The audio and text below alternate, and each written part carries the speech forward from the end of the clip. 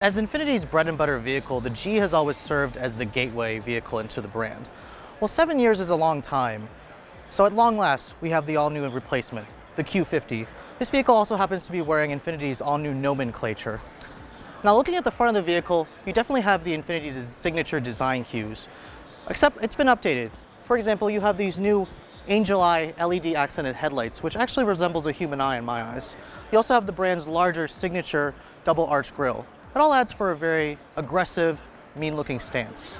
Coming to the interior of the new Q50, Infinity's done a really nice job with updating what was a very dated interior in the old model. You can see the dash design has been completely redesigned.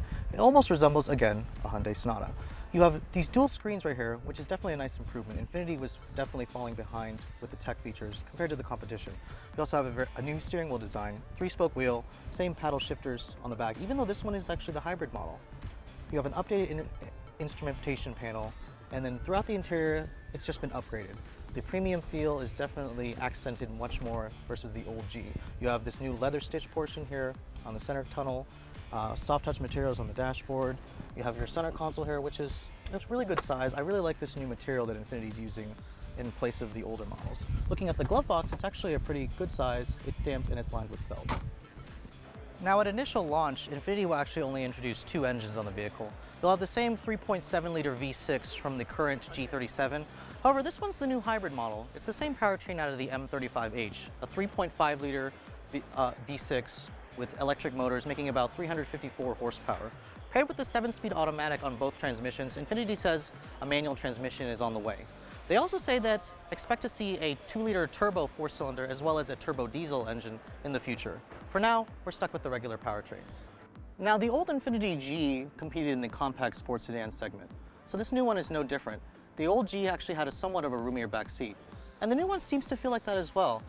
It actually feels pretty familiar to the old one. You still have a pretty large center tunnel here, so that middle passenger won't be too happy. But in terms of legroom, it's pretty comfortable.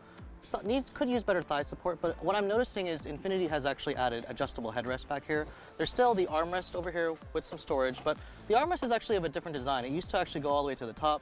It looks like the seats don't fold down on this hybrid model, but overall, the back seat is pretty nice. In terms of the door panel materials, same soft touch materials that are on the front seats.